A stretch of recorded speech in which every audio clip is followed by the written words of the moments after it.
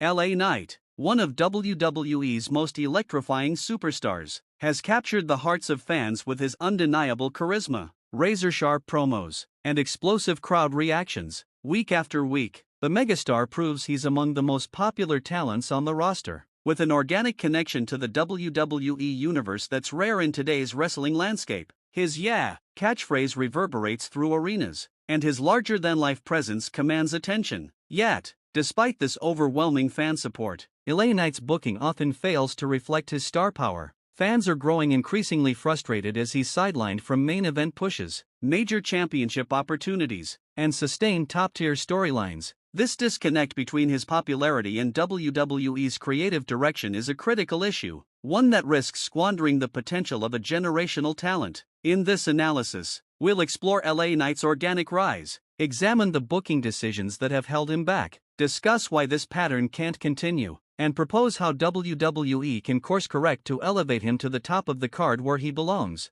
LA Knight's ascent in WWE is a testament to his ability to connect with audiences. Unlike many superstars who rely on manufactured pushes or pre-existing fame, Knight's popularity is grassroots, built on his magnetic personality and in-ring prowess. His journey to WWE's main roster was anything but straightforward. After years of grinding in promotions like Impact Wrestling and NWA, Knight arrived in NXT as a seasoned veteran with a chip on his shoulder. His transition to the main roster in 2022, initially as the Max Dupree character, was a misstep, but once he reverted to the LA Knight persona, fans latched onto him immediately. His promos, dripping with old-school swagger reminiscent of wrestling legends like The Rock or Stone Cold Steve Austin, resonated deeply. By mid-2023, Knight was consistently generating some of the loudest crowd reactions on SmackDown, a clear sign that he was a star in the making.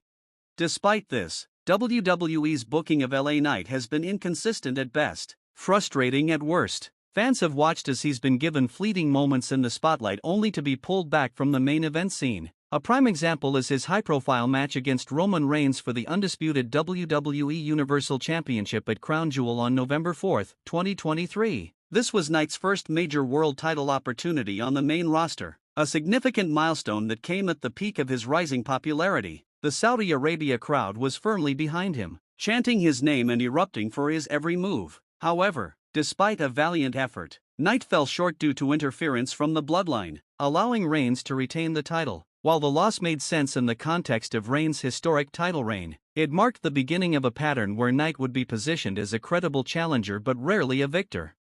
Following Crown Jewel, Knight's momentum stalled. In January 2024, he competed in a fatal four-way match for the same championship at Royal Rumble, facing Reigns, Randy Orton, and AJ Styles. Once again, Reigns emerged victorious, and Knight was left without a clear path forward. While WWE deserves credit for booking him in a feud with AJ Styles, which culminated in a victory at WrestleMania 40, this win felt like a consolation prize rather than a launching pad. Knight's two reigns as United States champion further highlight the inconsistency in his booking. His first run, starting in August 2024, was lackluster, with forgettable open challenges and a quick loss to Shinsuke Nakamura. His second reign, later in 2024, was marginally better, but he dropped the title to Jacob Fatu, a rising star in the bloodline. These mid-card title runs, while notable, don't align with the main event potential Knight has demonstrated through his fan support and in-ring performances.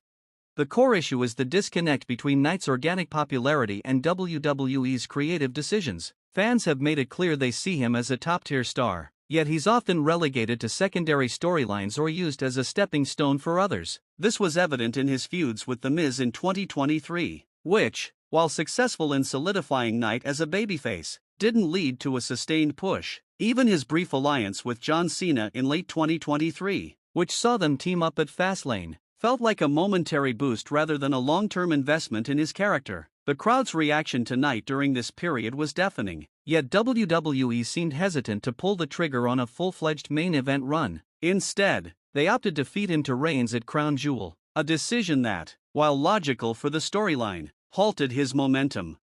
This pattern of underutilizing LA Knight is becoming a critical issue for WWE. In an era where fan engagement is paramount, ignoring one of the most over stars on the roster risks alienating the audience. Knight's appeal lies in his authenticity. He's not a manufactured product but a performer who's earned his place through hard work and charisma. Fans relate to his underdog story, and their frustration grows when they see him overlooked in favor of less popular talents or established names. WWE's mismanagement of Knight represents a missed opportunity to capitalize on a star who could carry the company into its next era, especially as veterans like Reigns, Orton, and Cena begin to wind down their careers. So, why does this keep happening? Several factors could explain WWE's reluctance to fully commit to LA Knight. First, the company's creative direction under Triple H has prioritized long-term storytelling, particularly around the bloodline, which has dominated the main event scene for years. This focus may have left little room for Knight to break through, as WWE has leaned heavily on established stars like Reigns, Cody Rhodes, and Seth Rollins to anchor the top of the card. Second, Knight's age, 42 as of 2025, may be a factor. While wrestling has become less ageist in recent years, WWE may view younger talents like Braun Breaker or Dominic Mysterio as longer-term investments. However, this overlooks Knight's ability to connect with fans in a way that transcends age, much like Cena or Batista did in their primes. Finally, WWE's booking philosophy often favors predictable outcomes over taking risks on new stars, and Knight, despite his popularity, may be seen as a risk due to his unconventional path to the main roster.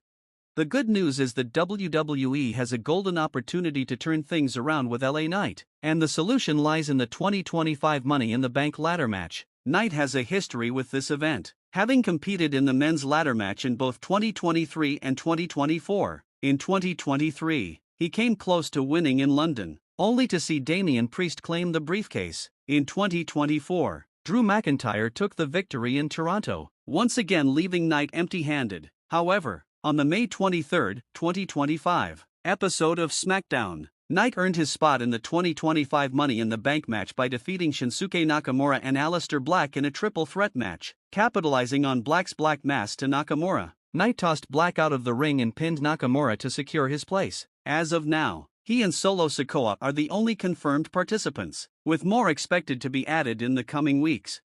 Winning the Money in the Bank briefcase on June 7, 2025, in Inglewood, California, could be the catalyst for LA Knight's ascent to the main event. The briefcase guarantees a World Championship opportunity, allowing the winner to challenge for either the WWE Championship or the World Heavyweight Championship at a time of their choosing. For Knight, this would provide the perfect platform to cash in and claim his first world title, cementing his status as a top star. A victory would also align with the fans' desire to see him rewarded for his organic rise, silencing critics who argue he's better suited for the midcard. Moreover, it would give WWE a fresh face to build around, diversifying the main event scene and injecting new energy into the product.